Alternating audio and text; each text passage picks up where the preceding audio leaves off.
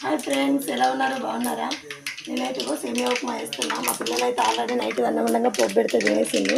సేమియా ఉప్మాకి అయితే నేను పల్లీలు వేసాను, జీలకర్ర ఆవాలు వేసాను, మిర్చి కూడా వేస్తున్నా. మిర్చి ఆనియన్ రెండు వేస్తున్నా, అలాగే కరివేపాకు కూడా వేస్తున్నా.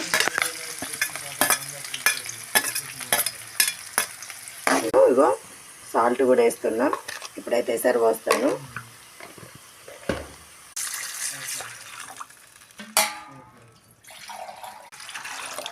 వేసాను ఫ్రెండ్స్.